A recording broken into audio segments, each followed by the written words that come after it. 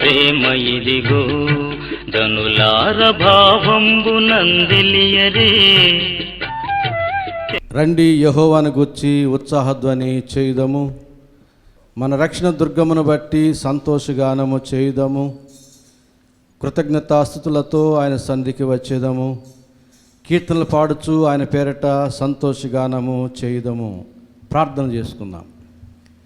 ప్రేమ స్వరూపిన మా గొప్ప తండ్రి, పరిశుద్ధ ప్రభువా, గత సంవత్సరం అంతా మీ కృపలో మమ్మల్ని భద్రపరిచి సంరక్షించి కాపాడి క్షేమమిచ్చి ప్రభువా, రాత్రివేళ నా తండ్రి గత సంవత్సరానికి వీడుకోలు పలకడానికి, ఈ నూతన సంవత్సరానికి స్వాగతించడానికి మేమందరము నీ మందిరంలో చేరి ప్రభువా నిన్ను ఆరాధించి సంతోషంగా మీ కృపలో మాకు ఇచ్చిన దయాకిరీటమైన నూతన సంవత్సరాన్ని స్వీకరించి మీరు ఇచ్చిన వాగ్దానాలు కూడా స్వీకరించిన ప్రభువా, మరలా వేకుజామున మరలా మేమందరం ఇచ్చోట చేరి నిన్ను సేవించడానికి మీరు మాకు ఇచ్చిన ఈ తరుణాన్ని బట్టి వందనాలు చెల్లించుకుంటున్నాం. ఇంకను రావాల్సిన వారి కొరకే ప్రార్థన చేస్తున్నాం. ప్రభువా, మార్గం సరళం చేయండి, సకాలంగా నడిపించండి. నీ మందిరంలోని మాలో ప్రతి ఒక్కరిని కూడా మీ స్వాధీనంలో ఉంచుకొని సమయోచితమైన సహాయం మాకు అనుగ్రహించి ఆరంభం నుంచి ఆఖరి వరకు ప్రతి విషయంలో మీరు మాత్రమే మహిమ ఘనత ప్రభావాలు పొందుకుంటూ మాలో ప్రతి ఒక్కరిని మీ ప్రేమలోను మీ వాక్యంలోను పరిశుద్ధ జీవితంలోనూ నడిపించి బలపరిచి దీవించమని యేసునామమున వేడుకుంటున్నాము తండ్రి, ఆమెన్. ఈ నూతన సంవత్సరం యొక్క ఆరాధనలో పరిశుద్ధ వల్ల కూడా సిద్ధపరచబడి ఉంది కనుక 51వ కీర్తన ఉత్తర పత్ర భాగంగా బాబు చేసిన గారు చదువుతారు. ఈనాటి ఆరాధనలో ఉత్తర ప్రత్యుత్తర రీతిగా 51వ దావీదు కీర్తనను చదువుకుందాం. దేవా, నీ కృప చొప్పున నన్ను కరుణింపుము, నీ వాత్సల్య బాహుల్యము చొప్పున నా అతిక్రమములను తుడిచివేయము. పోనట్లు నన్ను బాగా కడుగుము, నా పాపము పోనట్లు నన్ను పవిత్రపరచుము. నా అతిక్రమములు నాకు తెలిసే ఉన్నవి, నా పాపం ఎల్లప్పుడూ నా ఎదుటనున్నది.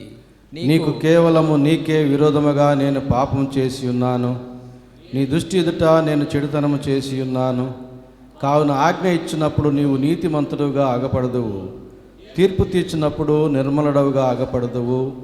నేను పాపములో పుట్టినవాడను, పాపములోనే నా తల్లి నన్ను గర్భమున ధరించెను. నీవు అంతరంగములో సత్యము కోరుచున్నావు, ఆంతర్యమును నాకు జ్ఞానము తెలియజేయుదువు.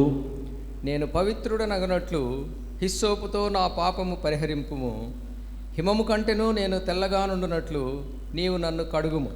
ఉత్సాహ సంతోషములు నాకు వినిపింపుము, అప్పుడు నీ విరిచిన ఎముకలు హర్షించును.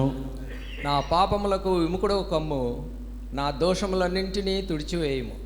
దేవా, నా యందు శుద్ధ హృదయము కలుగజేయము, నా అంతరంగంలో స్థిరమైన మనసును నూతనముగా పుట్టించుము. నీ సన్నిధిలో నుండి నన్ను త్రోసివేయకుము, నీ పరిశుద్ధాత్మను నా యొద్ద నుండి తీసివేయకుము. నీ రక్షణానందము నాకు మరలా పుట్టించుము, సమ్మతిగల మనసు కలుగజేసి నన్ను దృఢపరచుము. అప్పుడు అతిక్రమము చేయు వారికి నీ త్రోవలను బోధించెదను, పాపులను నీ తట్టు తిరుగుదురు. దేవా, నా రక్షణకర్తయగు దేవా, రక్తాపరాధము నుండి నన్ను విడిపింపుము, అప్పుడు నా నాలుక నీ నీతిని గూర్చి ఉత్సాహగానము చేయును. ప్రభువా, నా నోరు నీ స్తుతిని ప్రచురపరచునట్లు నా పెదవులను తెరువుము. నీవు బలిని కోరువాడవు కావు, కోరిన ఎడల నేను అర్పించుదును. దహన బలి నీకు ఇష్టమైనది కాదు. విరిగిన మనస్సే దేవునికి ఇష్టమైన బలులు. దేవా, విరిగి నలిగిన హృదయమును నీవు అలక్ష్యము చేయవు. నీ కటాక్షము చొప్పున సియోనుకు మేలు చేయుము, యెరూషలేము యొక్క గోడలను కట్టించుము. అప్పుడు నీతియుక్తములైన బలులను, దహన బలులను, సర్వాంగ హోమములను నీకు అంగీకృతములగును. అప్పుడు జనులు నీ బలిపీఠం మీద కోడెలను అర్పించెదరు. ఇమ్మానియేలు వచ్చి పాట పాడతాడు, కోడి ఇమ్మానియేలు. తర్వాత ఐజాక్ వస్తే అతను పాడతాడు, ఆ తర్వాత వాణిమ పాడుతుంది. కృతజ్ఞత స్తోత్రార్పణలు నీకే చెల్లింతును, కృతజ్ఞత హృదయార్పణలు నీకే అర్పింతును. మహోన్నతుడా నీకే ఆరాధనా ప్రేమా పూర్ణుడా నీకే ఆరాధనా ఆరాధనా ఆరాధనా నీకే నా యేసయ్యా ఆరాధనా ఆరాధనా నీకే నా యేసయ్యా కృతజ్ఞత స్తోత్రార్పణలు నీకే చెల్లింతును కృతజ్ఞత హృదయార్పణలు నీకే అర్పింతును నీదు ప్రేమను నీదు కృపలను దినదినము నేను అనుభవిస్తున్నా నీదు ప్రేమను నీదు కృపలను దినదినము నేను అనుభవిస్తున్నా యెహోవా ఈరేగా నాకు తోడుండి యెహోవా ఈరేగా నాకు తోడుండి ప్రతి సమయమున ప్రతి అవసరమును తీర్చుచున్నవడా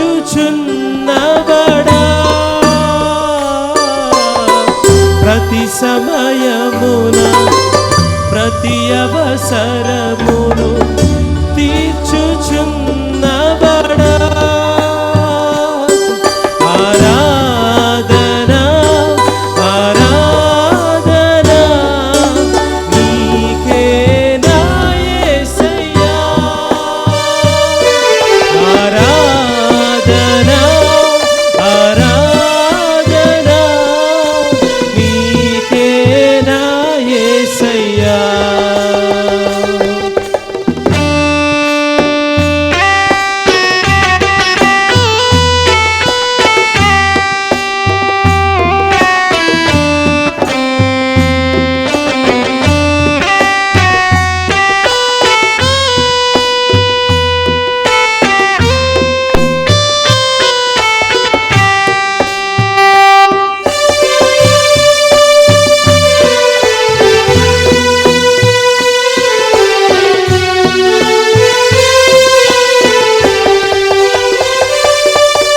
నాదు జీవమై నాదు సర్వమై నీవైయుండి బ్రతికించుచుంటివే నాదు జీవమై నాదు సర్వమై నీవైయుండి బ్రతికించుచుంటివే యెహోవా ఎల్ షడాయ్ సర్వశక్తిమంతుడా యెహోవా ఎల్ షడాయ్ సర్వశక్తిమంతుడా నూతన బలముతో పరిశుద్ధాత్మతో అభిషేకించువాడా నూతన బలముతో పరిశుద్ధాత్మతో అభిషేకించువాడా ఆరాధనా ఆరాధనా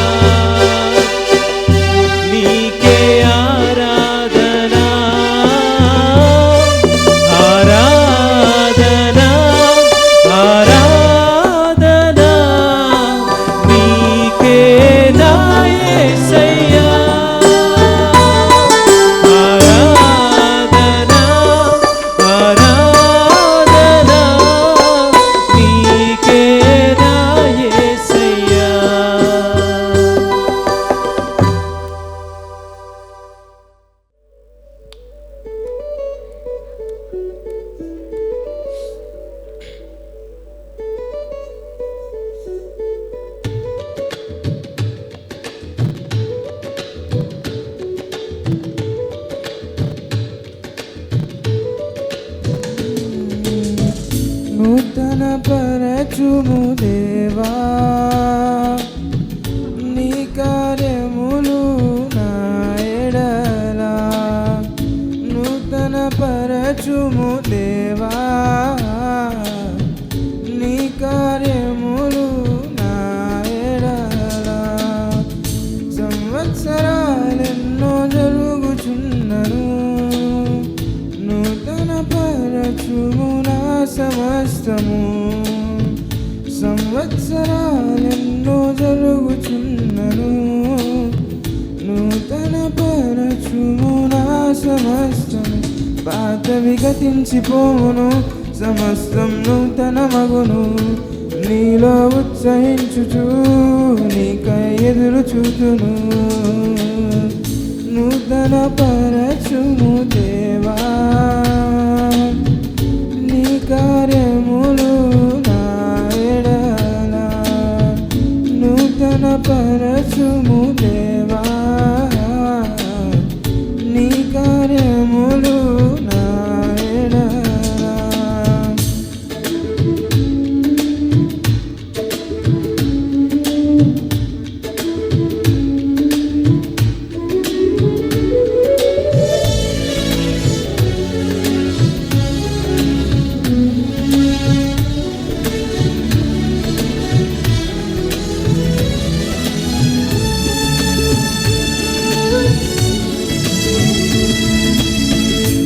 శాశ్వతమైనది నీదు ప్రేమ ఎన్నడైనా మారనిది నీదు ప్రేమ శాశ్వతమైనది నీదు ప్రేమ ఎన్నడైనా మారనిది నీదు ప్రేమ దినములు గడచిన సంవత్సరాలెన్ని గెలినా నా ఎడ నీదు ప్రేమ నిత్యము నూతనమే దినములు గడిచిన సంవత్సరాలెన్ని దొల్లినా నా ఎడ నీదు ప్రేమ నిత్యము నూతనమే పాతవి గతించిపోవును సమస్తం నూతన మగును నీలో ఉత్సహించుచు నీకై ఎదురు చూతును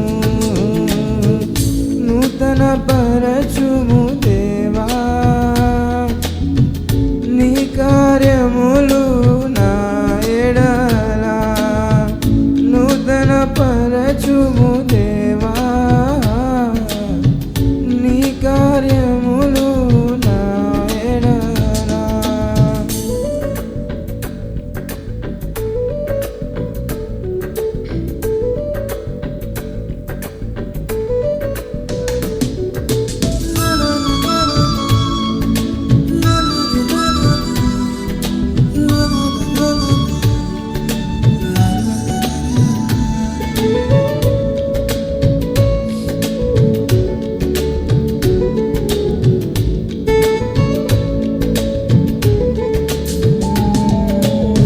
ప్రతి ఉదయం నీ వాత్సల్యముతో నన్ను ఎదుర్కొందు నీదు కరుణతో ప్రతి ఉదయం నీ వాత్సల్యముతో నన్ను ఎదుర్కొందు నీదు కరుణతో తరములలో ఇలా సంతోష కారణముగా నన్నిల చేసినావు నీకే స్తోత్రము తరములలో ఇలా సంతోష కారణముగా నన్నిల చేసినావు నీకే స్తోత్రము పాతవి గతించిపోవును సమస్తం నూతన మగును నీలో ఉత్సహించుచు నీకై ఎదురు చూతును పాతవి గతించిపోవును సమస్తం నూతన మగును నీలో ఉత్సహించుచు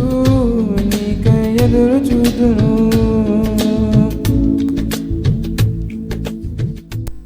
గతించిన కాలమంతా కాచి ఉన్నావయా నూతన వస్త్రదయా ధరింపచేశావయా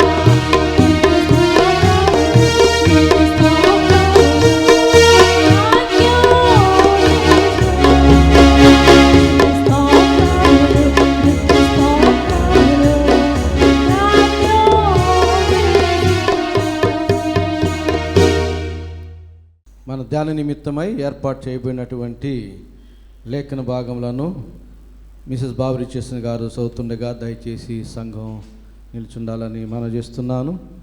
పరిశుద్ధుడైన లూకా రాసిన సువార్త 1వ అధ్యాయం 57వ వచనం నుంచి 66వ వచనం వరకు ఉన్న వాక్య భాగం. నేటి ధ్యాన నిమిత్తము ఏర్పాటు చేయబడిన వాక్య భాగము లూకా సువార్త 1వ అధ్యాయము 57వ వచనం నుంచి 66వ వచనం వరకు చదువుకుందాము. ప్రసవకాలం వచ్చినప్పుడు ఎలిజబెత్ కుమారుని కనెను.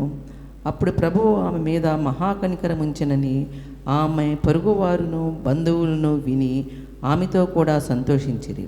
8వ దినమున వారు ఆ శిశువుకు సున్నతి చేయవచ్చి తండ్రి పేరును బట్టి జకరియా అను పేరు వారికి పెట్టబోచుండగా తల్లి అలాగు వద్దు, వానికి యెహోవా పేరు పెట్టవాలని చెప్పాను. అందుకు వారు, నీ బంధువులలో ఆ పేరు గల వాడెవడనూ లేడే అని ఆమెతో చెప్పి వానికి ఏ పేరు పెట్టగోరుచున్నావని వాని తండ్రికి సంజ్ఞలు చేసి అడిగిరి. అతడు వ్రాత పలక తెమ్మని వాని పేరు యెహోవానని రాసెను. అందుకు వారందరూ ఆశ్చర్యపరిరి. వెంటనే అతని నోరు తెరవబడి నాలుక సడలి అతడు దేవుని స్తుతించుచు మాట్లాడసాగాను. అందును బట్టి వారు చుట్టుపట్ల కాపురమున్న వారందరికీ భయము కలిగెను. ఆ సంగతులన్నీ యోదయ కొండసీమల అంతటా ప్రచురమాయెను. ప్రభువు హస్తము అతనికి తోడై ఉండెను గనుక ఆ సంగతులను గూర్చి వినిన వారందరూ ఈ బిడ్డ ఎలాంటి వాడగునో అని వాటిని మనసులో ఉంచుకొనిరి. ఈ వాక్య భాగం మనం ఇంటికి ఎందు దీవించునుగా. వాక్యమును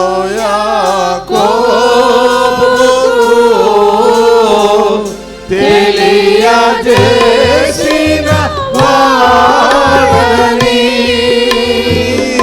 ఏ జనము ఇలాగునా చేసి లేవని దేవునికి స్తోత్రము గానము చేయుటయే మంచిది మనమందరము స్తుతి గానము చేయుటయే మంచిది. అలాగే ఉండి ఒకరికొకరు విషయం చెప్పుకొని తర్వాత కూర్చోవాలని మనం చేస్తున్నాను.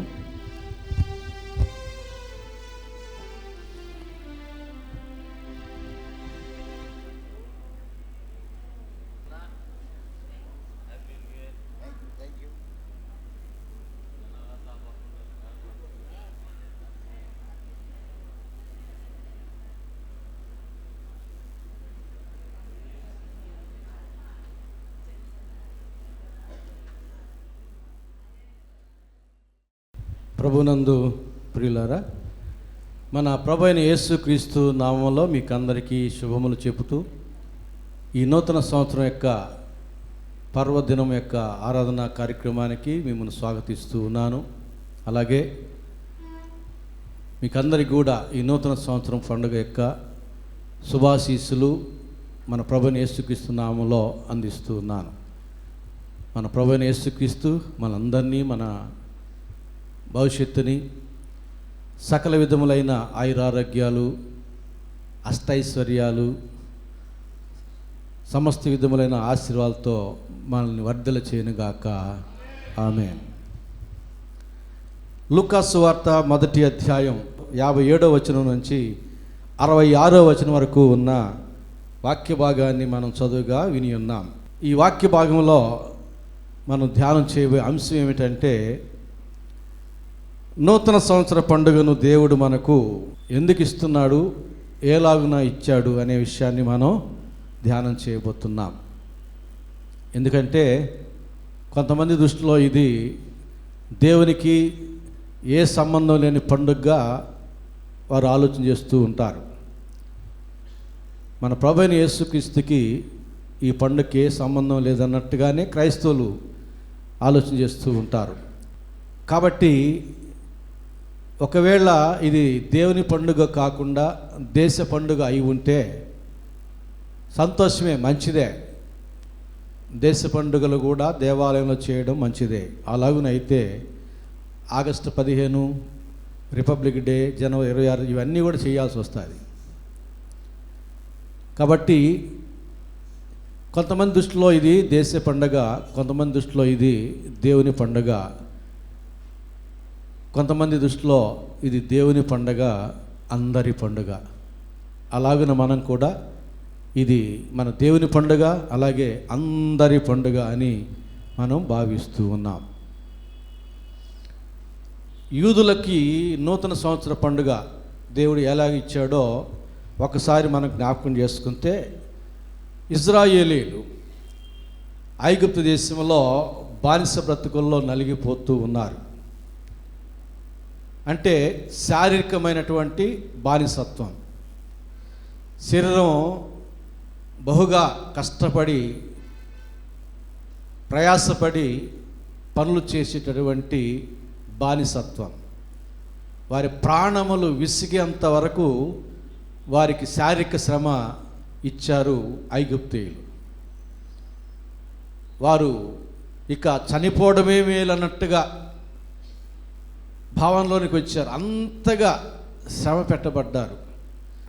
శారీరక బానిసత్వంలో నలిగిపోతూ ఉన్నటువంటి ఇజ్రాయేలులను దేవుడు జ్ఞాపకం చేసుకొని మోషే నాయకత్వాన అద్భుత కార్యాలు జరిగించి వారిని ఆ యొక్క శారీరక బానిసత్వంలో నుంచి దేవుడు విడిపించాడు. ఆ విడిపించిన రోజుని దేవుడు ప్రత్యేకపరిచాడు. ఏ రోజైతే దేవుడు వారిని విడిపించాడో ఆ రోజుని దేవుడు ప్రత్యేకపరిచాడు. విడుదలకు ముందు రాత్రి లేదా విడుదల పొందేట ఆ రాత్రి గొప్ప అద్భుత కార్యం చేశాడు ఐగుప్తు దేశం అంతా దేవుడు. వీరు అడిగిన ఆభరణాలు, వస్త్రాలు, పిండి అన్నీ కూడా ఇచ్చేశాడు. అలాంటి మనసు వారికి పుట్టించాడు. మీరు వెళ్ళిపోతే మాకు మేలు అన్నట్టుగా. అలాగే ఐగుప్తీయులందరూ కూడా అక్కడే పుట్టి పెరిగిన వారు అయినప్పటికీ ఆ స్థలాలతో వారికి ఎంతో బాంధవ్యం, ఎన్నో జ్ఞాపకాలు ఉన్నప్పటికీ వారు వాగ్దాన దేశానికి వెళ్ళాలని ఆశ పెట్టుకున్నారు. వారి జ్ఞాపకాలన్నిటినీ విడిచి, వారి యొక్క బాంధవ్యాలను విడిచి దేవుడు వారి పితరులకు చేస్తూ వచ్చిన వాగ్దాన దేశంలో ప్రవేశించాలని ఆశపడ్డారు. అందుకు కారణం వారికి శారీరక బానిసత్వం. కనుక దేవుడు వారికి శారీరక బానిసత్వంలో నుంచి విడిపించిన ఆ దినమును దేవుడు ప్రత్యేకపరిచాడు. ఎలాగున ప్రత్యేకపరిచాడో మనం నిర్గమకాండం 12వ అధ్యాయం 14వ వచనంలో చూస్తాం. 14వ వచనం. కాబట్టి ఈ దినము మీకు జ్ఞాపకార్థమైనదగును. ఆ పైన చదువుకుంటూ వస్తే వారు విమోచించబడిన దినము అనే విషయాన్ని మనం అర్థం చేసుకుంటాం. కాబట్టి ఈ దినము మీకు జ్ఞాపకార్థమైనదగును. మీరు యెహోవాకు పండుగగా దాన్ని ఆచరింపవలెను. తరతరములకు నిత్యమైన కట్టడగా దాన్ని ఆచరింపవలెను. తర్వాత 16వ వచనం 17వ వచనం. ఆ మొదటి దినమున మీరు పరిశుద్ధ సంఘముగాను 7వ దినమున పరిశుద్ధ సంఘముగాను కూడుకొనవలెను. ఆ దినముల యందు ప్రతివాడు తినవలసినది మాత్రమే మీరు సిద్ధపరచవచ్చును. అదియుగాక మరి ఏ పనియు చేయకూడదు. పులియని రొట్టెల పండుగను మీరు ఆచరింపవలెను. ఈ దినమందే నేను మీ సమూహములను ఐగుప్తు దేశంలో నుండి వెలుపలికి రప్పించుతుని గనుక మీరు మీ తరములన్నిటిలో ఈ దినమును ఆచరింపవలెను. ఇది మీకు నిత్యమైన కట్టడగా ఉండును. దేవుడు ఐగుప్తు దేశంలో నుంచి ఇజ్రాయెల్ని ఏ రోజు విడిపించాడో ఆ రోజుని దేవుడు ప్రత్యేకపరిచి, ఈ నెలే మీకు మొదటి నెల. ఆ 12వ అధ్యాయం అంతా చూస్తే అర్థమవుతుంది. ఈ దినమే మీకు క్రొత్త సంవత్సరానికి మొట్టమొదటి దినము అని చెప్పాడు. అంత మాత్రమే కాదు, ఈ మొదటి దినమందు మీరు పరిశుద్ధ సంఘముగా కూడుకొనవలెను. 7వ దినమందు కూడా పరిశుద్ధ సంఘముగా కూడుకొనాలి. ఇది ఇజ్రాయేలుకు నిత్యమైన కట్టడగా ఇచ్చాడు. తరతరములు అనుసరించాల్సినటువంటి కట్టడగా ఇచ్చాడు. ఇజ్రాయేలీలు ఇప్పటికి కూడా వారి యొక్క నూతన సంవత్సరాన్ని అలాగుననే వారు జరుపుకుంటారు. దేవుడు వారి పితరులకు చేసిన ఆశ్చర్యకార్యాలను జ్ఞాపకం చేసుకుంటూ ఆ నూతన సంవత్సరం అప్పుడు దేవుని బహుగా స్తుతిస్తారు. అంటే ఇజ్రాయేలుకి దేవుడిచ్చినటువంటి ఆ యొక్క నూతన సంవత్సరం విమోచన దినము లేక విడుదల పొందిన దినము అని చెప్పవచ్చు.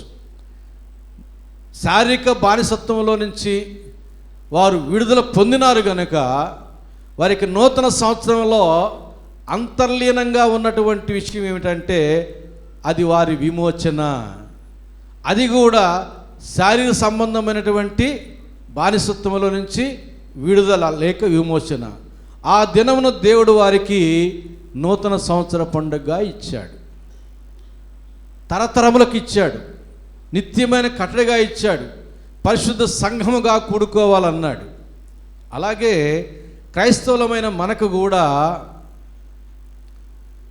ఆయన నూతన సంవత్సర పండుగను ఇచ్చాడు. జనవరి 1వ తేదీని. జనవరి 1వ తేదీ ఎందుకు ఇచ్చాడు అంటే ఆయన జన్మించింది డిసెంబర్ 25వ తేదీన అని మనం క్రిస్మస్ పండుగ జరుపుకున్నాం. అప్పటి నుంచి లెక్కేసుకుంటూ వస్తే ఇది 8వ దినం. 8వ దినం యొక్క ప్రాముఖ్యత ఏమిటో మనం చదువుకున్నాం. లూకాసు వార్త మనం చదువుకున్నాం. లూకాసు వార్త 1వ అధ్యాయం 57వ వచనం నుంచి చూడండి, నేను చదువుతాను. ప్రసవ కాలం వచ్చినప్పుడు ఎలిజబెత్ కుమారుని కనెను. జకర్యా భార్య అయిన ఎలిజబెత్ కుమారుని కనింది. అప్పుడు ప్రభువు ఆమె మీద మహాకనికరము ఉంచినని ఆమె పొరుగువారును బంధువులను విని ఆమెతో కూడా సంతోషించిరి. 8వ దినమున జాగ్రత్తగా గమనించండి. ఎలిజబెత్ కుమారుని కలిగిన తర్వాత లెక్కేసుకుంటూ వచ్చారు ఒక్కొక్క దినాన్ని. 8వ దినం యొక్క ప్రాముఖ్యతను వారి యొక్క బాధ్యతను వారు గుర్తించి ఏం చేస్తున్నారు? 8వ దినమున వారు ఆ శిశువుకు సున్నతి చేయవచ్చి తండ్రి పేరును బట్టి జకర్యా అనే పేరు వానికి పెట్టబోచుండగా వారికి 8వ దినము నాడు సున్నతి చెయ్యాలి. అదే రోజు వారికి పేరు పెట్టాలి. 8వ రోజు తండ్రి పేరును బట్టి వారికి జకర్యా అనే పేరు పెట్టబోతూ ఉన్నారు. ఎవరు?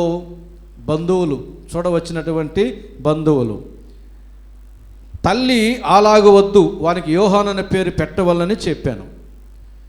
అలాగున వద్దు, వానికి యోహాను అనే పేరు పెట్టాలి అన్నాడు అని చెప్తుంది. అందుకు వారు నీ బంధువులలో ఆ పేరు గలవాడు ఎవడనో లేడే అని ఆమెతో చెప్పి వానికి ఏ పేరు పెట్టగోరుచున్నావని వాని తండ్రికి సంజ్ఞలు చేసి అడిగిరి. అతడు వ్రాత పలక తెమ్మని వాని పేరు యోహానని రాశాను. అందుకు వారందరూ ఆశ్చర్యపడిరి. వెంటనే అతని నోరు తెరబడి నాలుక సడలి అతడు దేవుని స్తుతించుచూ మాట్లాడసాగాను. అందును బట్టి వారి చుట్టుపట్ల కాపురమున్న వారందరికీ భయం కలిగను. ఇంత విషయాన్ని ఎందుకు చదువుకుంటూ వచ్చానంటే వచనం వెంబడి వచనం. ఇదంతా ఎక్కడ జరిగింది అని మనం తెలుసుకోవడానికి. ఇదంతా ఎక్కడ జరిగింది? చుట్టుపక్కల వారు ఉన్న వారందరూ అనే మాట ఉంది అక్కడ. చుట్టుపక్కల ఉన్న వారందరికీ భయము కలిగెను. చూడవచ్చినటువంటి బంధువులు పేరు పెట్టబోతూ ఉన్నారు. ఎలిజబెత్ని అడుగుతున్నారు, జకర్యాని అడుగుతున్నారు. ఈ యొక్క సంభాషణ అంతా, ఈ వ్యవహారం అంతా యెరూషలేము దేవాలయంలో జరిగిందా, వీరి యొక్క ఇంటిలో జరిగిందా, వారి ఊరిలో వారి ఇంటిలో జరిగిందా? యెరూషలేము దేవాలయంకి అయితే చుట్టుపక్కల ఉన్న వారందరూ వీరితో పాటు వెళ్ళారా? బంధువులందరూ కూడా వీరితో పాటు వెళ్ళారా? ఎందుకంటే ప్రపంచం అంతా దాదాపు సున్నతి చేసేది, పేరు పెట్టేది యెరూషలేము దేవాలయంలో అంటున్నారు. కామెంటరీ పుస్తకాల్లో అవే, ఇన్ని వేల సంవత్సరాలు అదే చెబుతున్నారు అందరూ. కానీ బైబిల్ అది చెప్పడంలే. కారణం ఏమిటో చెబుతాను. లేవీకాండం చదవండి. లేవీకాండం 12వ అధ్యాయం. ఇజ్రాయేలీలు పాటించాల్సినటువంటిది నియమావళి అక్కడ ఉంది.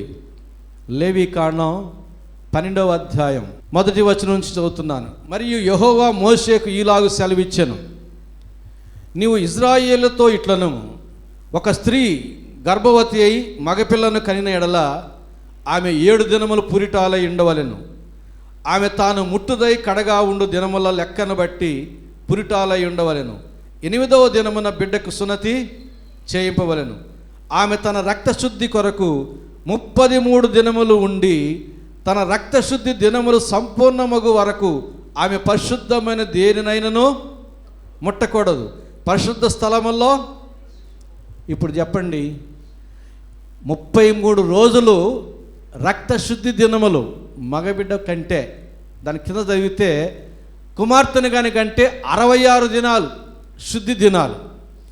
ఈ శుద్ధి దినాలు తీరే వరకు ఇంటిలో కర్బాను, ఈ గొర్రె కర్బాను, ఈ బంగారు కర్బాన్ అంటే దేవార్పితము, ఈ బంగారు దేవార్పితము.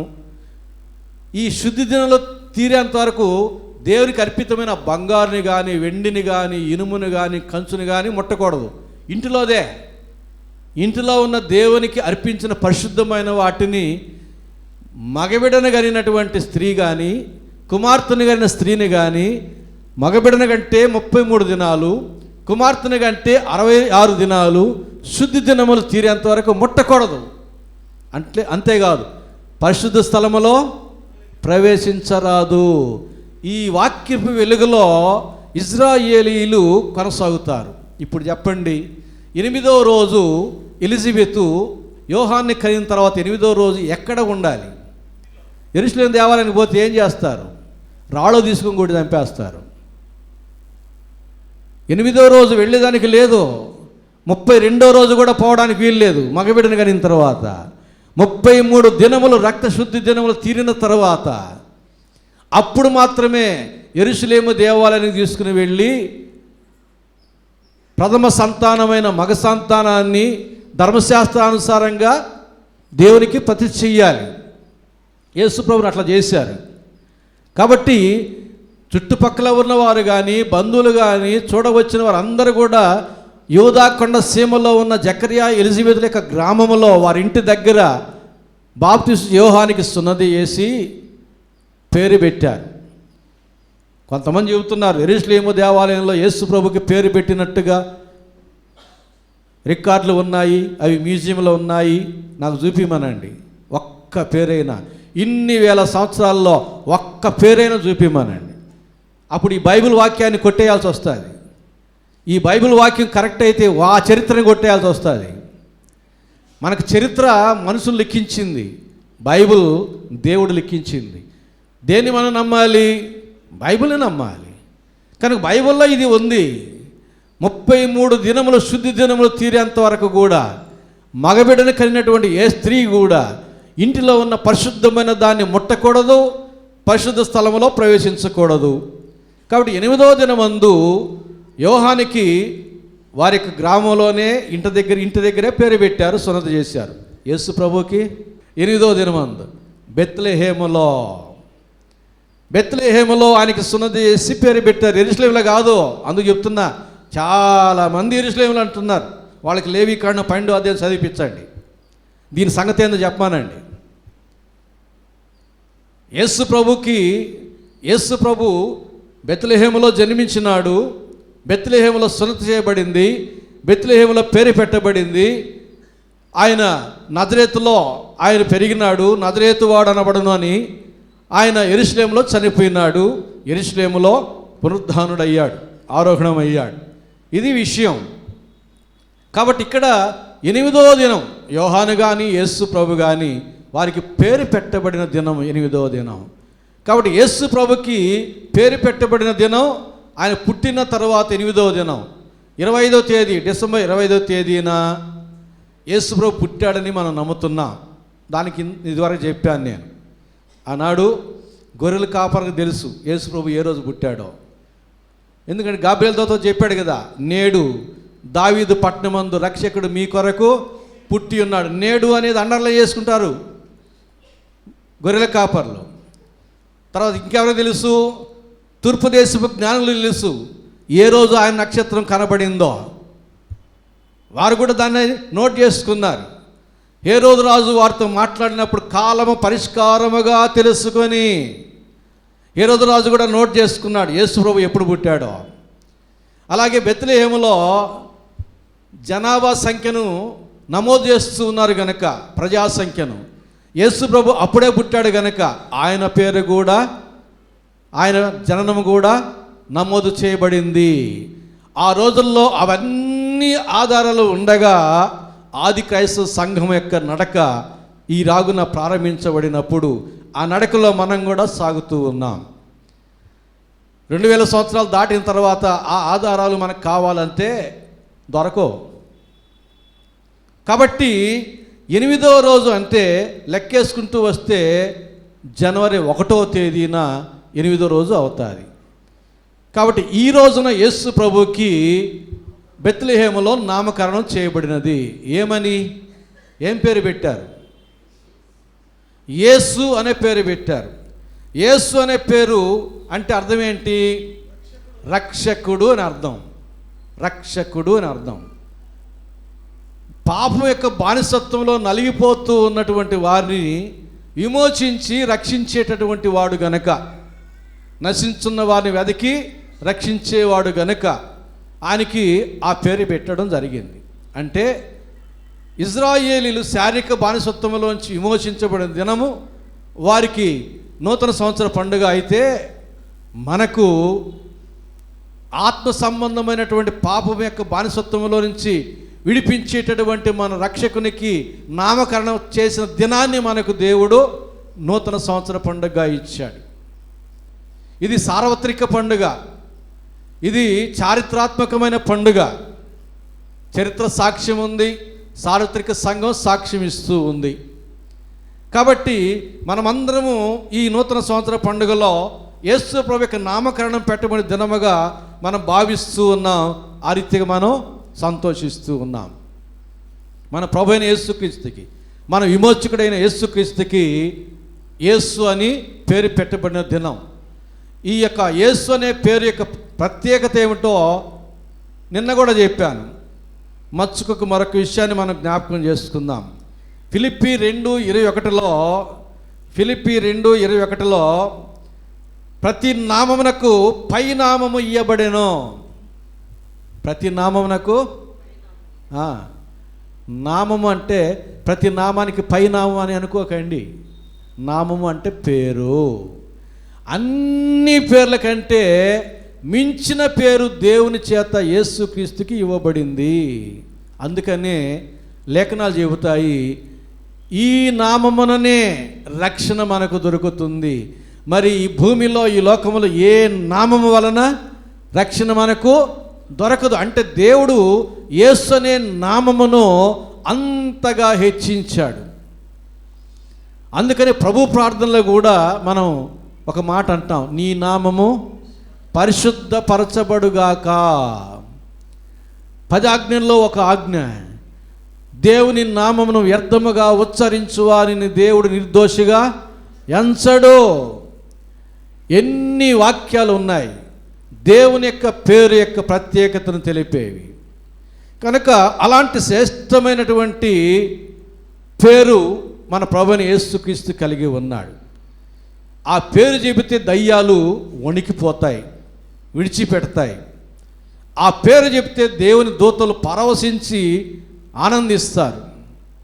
యేసు అనేటటువంటి పేరు మధురమైన పేరు. పాట పాడుకుంటాం, యేసునామామృతము మాకెంతో రుచి అయ్యా, యేసే భగవన్నామం అనే పాట మనం ఆంధ్రక్రైస్తవ కీర్తనలో ఉన్నాయి. యేసు అనేటటువంటి పేరు ఆ యొక్క రక్షణ పొందిన వారికి మధురమైన పేరు. అది వినడానికి శ్రావ్యంగా ఉంటుంది. ఆ పేరు గిట్టని వారికి అది పొసగదు. అందుకని అంటాడు దేవుడు, చెవులుండి వినలేని మందమతులు కొందరు చెవులుండి విధేయతను చూపించేటటువంటి వినయ మనస్కులు మరికొందరు. మనం ఏ భాగంలో ఉన్నామో ఒకసారి మనం జ్ఞాపకం చేసుకోవాలి. అలాగే లూకా సువార్త 1వ అధ్యాయం 67వ వచనం నుంచి 75వ వచనం వరకున్న వాక్య భాగంలో జకర్యా పరిశుద్ధాత్మ పూర్ణుడై చెబుతున్నాడు. జకర్యా పరిశుద్ధాత్మ పూర్ణుడై ఇట్లు ప్రవచించాను, ప్రభు అయిన ఇజ్రాయేలు దేవుడు స్తుతింపబడుగాక, ఆయన తన ప్రజలకు దర్శనమిచ్చి వారికి విమోచన కలుగజేసెను. ఆయన దర్శన భాగ్యమే మనకు విమోచన కలుగుతుంది. యేసును చూచామంటే చాలు మనకు విమోచనే. దమస్క మార్గంలో యేసును చూశాడు, ఆయన జీవితం మారిపోయింది. పాపం యొక్క బానిసత్వంలో నుంచి విడుదల పొందాడు. ఎవరైనా పౌలు యేసును చూస్తే చాలు, తూర్పు దేశపు జ్ఞానులు ప్రయాసపడి వచ్చి చూశారు, సంతోషంగా కలలో దేవుని యొక్క దూత చెప్పిన మార్గంలో వెళ్ళిపోయారు. హేరోదు రాజు తిరిగి వచ్చి చెప్పమన్నాడు, వెళితే చెబితే బహుమానం ఇచ్చి పంపిస్తాడు, అక్కర్లేదు మాకు యేసు కావాలి. అలాగే మందకాపర్లో రాత్రి వేళ ప్రయాసపడి ప్రయాణం చేసి యేసును చూచారు, దేవుని కన్న వాటిని విన్న వాటిని బట్టి స్తుతిస్తూ వెళ్ళారు. యేసును చూస్తే చాలు విమోచన. యేసు మాటని జ్ఞాపకం చేసుకుంటే చాలు అంతరంగంలో అదొక ఆనందం. అలాంటి పేరు యేసు ప్రభు పేరు. యేసు నామములో మనకు పాపక్షమాపణ, యేసు నామములో మనకు రక్షణ, యేసు నామములో మనకు విడుదల, యేసు నామములో మనకు స్వస్థత, యేసు నామములో మన ప్రార్థనకు జవాబు, సకలము యేసు నామములోనే. అలాంటి విమోచన కర్త అయినటువంటి నామము పెట్టబడిన దినమందు మనం నూతన సంవత్సర పండుగగా జరుపుకుంటూ ఉన్నాం. కాబట్టి ఇజ్రాయేలుకైతే శారీరక సంబంధమైన బానిసత్వంలో నుంచి విడుదల, అది వారికి నూతన సంవత్సర పండుగ. మనకైతే పాపం యొక్క బానిసత్వంలో నుంచి విమోచించబడినటువంటి దినముగా దేవుడు మనకు పండుగగా ఇస్తూ ఉన్నాడు. కనుక ఇలాంటి పండుగని మనం ఎంత ఘనంగా జరుపుకోవాలి, ఎంత సంతోషంగా జరుపుకోవాలి. అందుకే కదా రాత్రి మనకు అందరికి ఇంటికి పోయి నిద్రపోయేసరికి 2 అయ్యింది. మళ్ళీ మనం 5 గంటలకి లేచి సిద్ధపడి మందిరానికి వచ్చేసాం. ఏమి అంత కష్టపడ్డాము, నిద్రగాచి అన్నీ కూడా మనం మరిచి ఎందుకు వచ్చాము? దేవుని నామమును ఘనపరచడానికి. దేవుని నామములో మనం పొందుకుంటున్న ఆశీర్వాదం, అలాగే విమోచనం. అలాగే ఇది సార్వత్రిక క్రైస్తవ సమాజం అంతటికి చారిత్రక పండుగ ఇది. అయితే విమోచన దినం అనేది మనకందరికీ వేరువేరుగా ఉంటుంది. మనకందరికీ నేను ఒకరోజు రక్షించబడి ఉంటాను, మీరు మరొక రోజున రక్షించబడి ఉంటారు. మన రక్షణ దినాన్ని మనం నమోదు చేసుకుని ఉంటాం. ఇది అందరం కలిసి చేసుకోలేం, ఎవరికి వారు చేసుకోవాల్సిందే. అయితే ఈ నూతన సంవత్సరం మనకు ఎట్లా వచ్చింది అనే పునాదిని మనం వెతికితే మనం 139వ కీర్తన 16వ వచనం మనం చూడాలి. 139వ కీర్తన 16వ వచనం, నేను పిండమునై ఉండగా నీ కన్నులు నన్ను చూచెను, నియమింపబడిన దినములలో ఒకటైనా కాకమునిపే నా దినములన్నీ నీ గ్రంథములో లిఖితములాయెను. కీర్తనకారుడు చెబుతున్నాడు, నేను పిండమునై ఉండగా, తల్లి గర్భంలో పిండమునై ఉండగా నీ కన్నులు నన్ను చూచెను. చూచి నియమించబడిన దినములలో ఒక దినం కాకమునిపే నీ గ్రంథములో నా యొక్క దినములు లిఖితములాయెను. మనకందరికీ మనమందరము తల్లి గర్భంలో పిండముగా ఉండగా ఈ 2026 సంవత్సరాన్ని కూడా దేవుడు లిఖించినాడు. అట్లా వచ్చింది మనకు ఈ నూతన సంవత్సరం. 2026 సంవత్సరం నీకు నాకు నూతన సంవత్సరంగా ఎట్లా వచ్చింది అంటే మన జాగ్రత్తను బట్టి కాదు, మన ఆరోగ్యాన్ని బట్టి కాదు. 2025 సంవత్సరం క్యాలెండర్ చించేసి 2026 క్యాలెండర్ పెట్టామని కాదు. ఎట్లా వచ్చింది? తల్లి గర్భంలో మన పిండముగా ఉన్నప్పుడే నీకు నాకు మనందరికీ 2026 సంవత్సరాన్ని కూడా దేవుడు లిఖించినాడు. కనుక వచ్చింది. ఇందులో మన ప్రమేయం ఏమీ లేదు. దేవుడే ఆయన సంకల్పములో, ఆయన కృపలో, ఆయన ప్రేమలో నీకు నాకు ఈ 2026వ సంవత్సరం నూతన సంవత్సరముగా అనుగ్రహించబడింది. కనుక దేవునికి మనము వందనస్తులమై ఉంటూ ఉన్నాం. అయితే ఎంతకాలమో తెలియదు మనకు, ఇంకెంతకాలమో మనకు తెలియదు. దాన్ని మనం ఇంకా పొడిగించుకోవాలి అనే ఆశ మనకుంది. ఇంకా పొడిగించుకోవాలి. దేవుడు నిర్దేశించినటువంటి ఆయుష్కాలం కంటే మించి మనం జీవించాలి అనేటటువంటి తృష్ణ మనం కలిగి ఉన్నాం. అందుకనే ఏదైనా అనారోగ్యం సంభవిస్తే, ఏదైనా ఆపద సంభవిస్తే ప్రయాసపడతాం ప్రాణాలు కాపాడుకోవడానికి. కాబట్టి దేవుడు నిర్దేశించిన ఆయుష్కాలానికి మించి జీవించాలన్నటువంటి ఆశ ఉన్నది. అయితే మనం అందుకు అవకాశం ఉంది, అందుకు చేయదగిన ప్రయత్నం చేయాలి. అవకాశం ఉంది. దేవుడు అవకాశాన్ని కూడా మన ఎదుట పెట్టాడు. 3 రకాలుగా మనం దేవుడు నిర్దేశించిన ఆయుష్కాలాన్ని పొడిగించుకోవచ్చు. వాటినే చెప్పి నేను ముగిస్తాను. మొదటిది ఎప్పుడు చెప్పేదే, నిర్గమకాండం 20వ అధ్యాయం 12వ వచనంలో, నీ తల్లిదండ్రులు నీవు సన్మానించుము, నీవు దీర్ఘాయుష్మంతుడవగుదువు. దేవుడు ఆయనే కొట్టేస్తాడు. ఆయన రాశాడు, మన ఇంట్లో ఉన్న తల్లిదండ్రులని, అత్తామామల్ని, అవ్వాతాతల్ని, పెద్దలని ప్రేమగా చూసుకుంటూ ఉంటే, జాగ్రత్తగా చూసుకుంటూ ఉంటే, వాళ్ళు సంతోషపెట్టే వారంగా ఉంటే, దేవుడు ఏం చేస్తాడంటే, మన పిండ రూపంలో ఉన్నప్పుడు ఆయన మనం చూచి ఆయుష్కాలం లిఖించాడే, దాన్ని ఇట్లా కొట్టేసి దానికి ప్రెస్ పెట్టి, ఎంతో ఎన్ని సంవత్సరాలు, 5 సంవత్సరాలు 10 సంవత్సరాలు ప్లస్ పెట్టి లెక్కగట్టాడు పెడతాడు. ఇంకా దాన్ని నువ్వు పొడిగించుకోవాలంటే ఇంకొక అవకాశం కూడా ఉంది. సామెతల గ్రంథం 3వ అధ్యాయం 1-2 వచనాలు, నా కుమారుడా, నా ఉపదేశమును త్రోసివేయకము, నా ఆజ్ఞలను అవి నీకు సుఖజీవంతో గడుచు సంవత్సరములను, దీర్ఘాయుష్ని, శాంతిని నీకు కలుగు చేయును. మరొక అవకాశం కూడా ఉంది. దేవుని యొక్క ఆజ్ఞల్లో తల్లిదండ్రులను కూడా సన్మానించమనేది కూడా ఒక ఆజ్ఞ. కానీ దేవుని ఉపదేశములను, దేవుని ఆజ్ఞను మర్చిపోకుండా వాటిని మన జీవితం పాటిస్తూ ఉంటే మనకు అదనపు ఆయుష్కాలం వస్తుంది, దీర్ఘాయుష్. ఆ దీర్ఘాయుష్ ఎలాంటిదిగా వస్తుందో తెలుసా? సుఖజీవంతో గడిచే సంవత్సరాలుగా ఉంటాయి. హ్యాపీ న్యూ ఇయర్ అన్నమాట. అవి అసలు నిజమైన హ్యాపీ న్యూ ఇయర్లు. ఎప్పుడైతే దేవుని యొక్క ఆజ్ఞలు అనుసరించి దేవుని ఉపదేశాలను మర్చిపోకుండా పాటిస్తూ ఉంటామో అట్టి వారికి దేవుడిచ్చే దీర్ఘాయుష్ అంతా న్యూ ఇయరే, హ్యాపీ న్యూ ఇయరే, హ్యాపీ న్యూ ఇయరే. న్యూ ఇయర్ కాదు, హ్యాపీ న్యూ ఇయర్. సుఖజీవిత గడుచు సంవత్సరాలు నీవు సంపాదించుకుంటావు. అట్టి వారి పక్షంగా కూడా ఆయన పిండ రూపంలో ఉన్నప్పుడు ఆయన లెక్కించిన ఆయుష్కాలానికి పక్కన ప్లస్ పెట్టి అదనపు ఆయుష్కాలాన్ని నమోదు చేస్తాడు. ఆయన రాతనే మారుస్తాడు, నీకు అదనపు ఆయుష్కాలం ఇస్తాడు. అది రెండవ అవకాశం. మరొక అవకాశం కూడా ఉంది. రాజులు 2వ గ్రంథం 20వ అధ్యాయం మనం కానీ చూస్తే, హిజ్కియా రాజు దేవుడు యెషయా ప్రవక్తను పంపించి, లేచి నీ ఇల్లు చక్కబెట్టుకో, నీవు మరణించబోతున్నావు అని చెప్పాడు. హిజ్కియా రాజు వెంటనే ఎంత ప్రార్థన చేశాడో తెలుసా? ఒక వచనంలోనే ఉంది ఆ ప్రార్థన.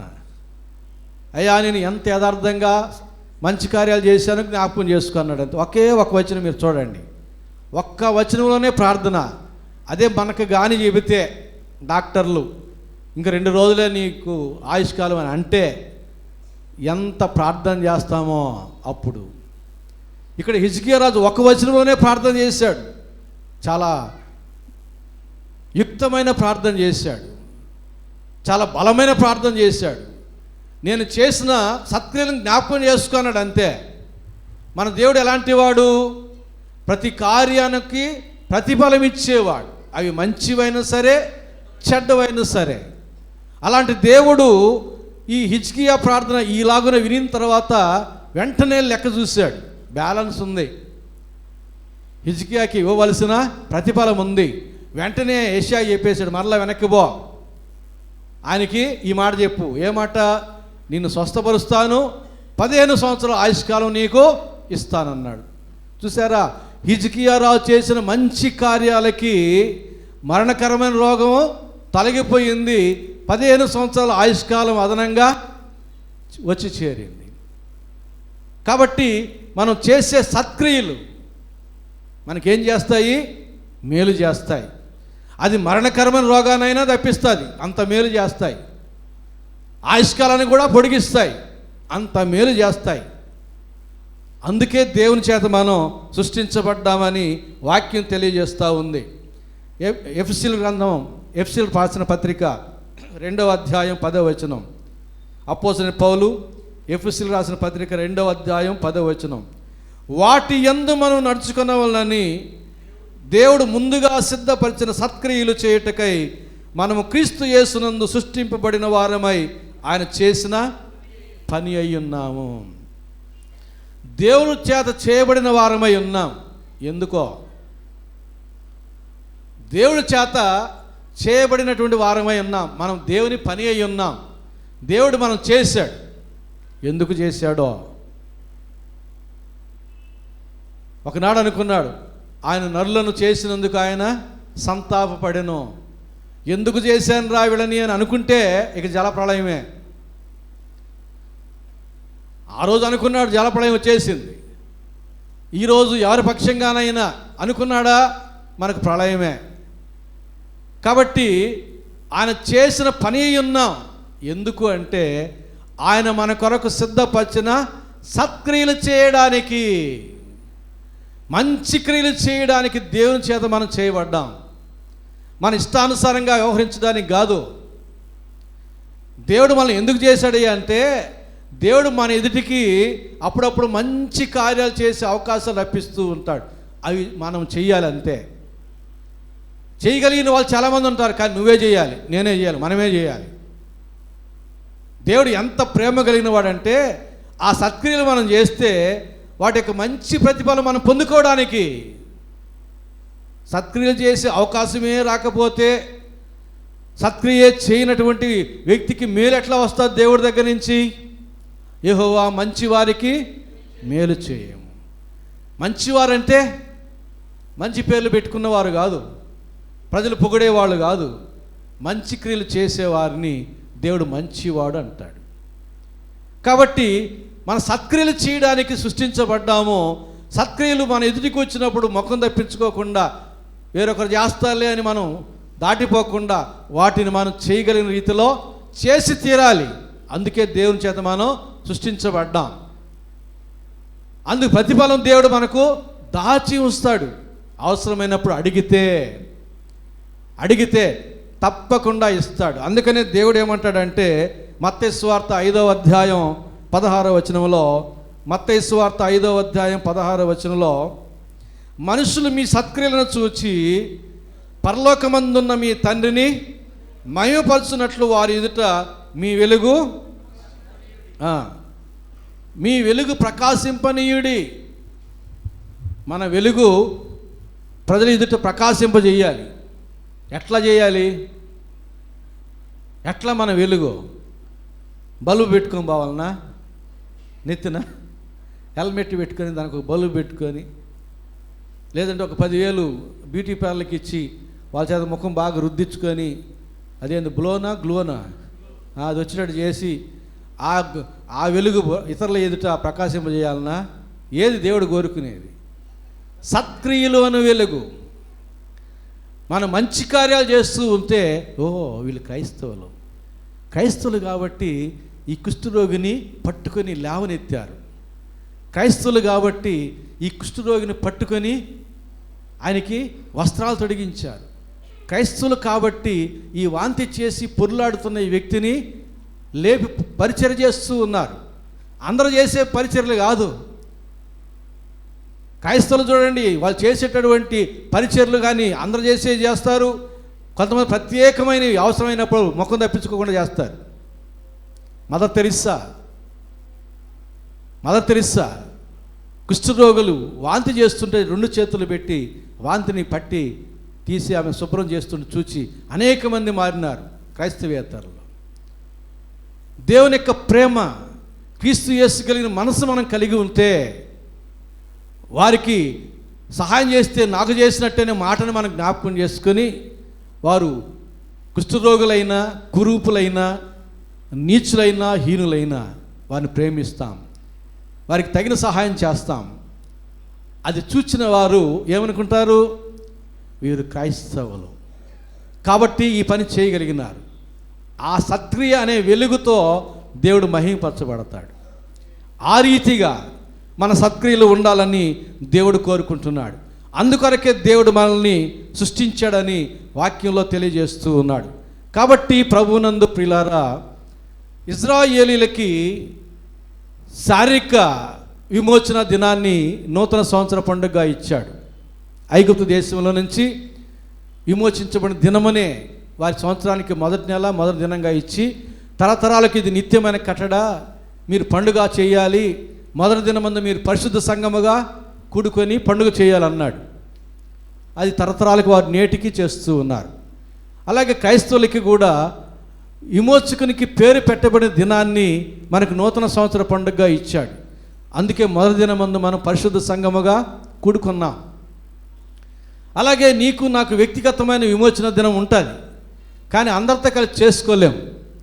కాబట్టి ఈ చారిత్రాత్మకమైనటువంటి నూతన సంవత్సర పండుగను, సార్వత్రికమైనటువంటి యొక్క నూతన సంవత్సర పండుగను మనమందరం కూడా యేసు ప్రభు యొక్క నామకరణ దినాన్ని జ్ఞాపకం చేసుకుంటూ, మనకి వ్యక్తిగత విమోచనాన్ని కూడా జ్ఞాపకం చేసుకుంటూ, అందులో ఉన్న దేవుని యొక్క ఉద్దేశాన్ని మరొకసారి జ్ఞాపకం చేసుకుంటూ, మన భవిష్యత్తులో దేవుని ఉద్దేశానుసారంగా జీవించడానికి తీర్మానం చేసుకుంటే ఈ నూతన సంవత్సరం మనకందరికీ దీవెనకరంగా ఉంటుంది.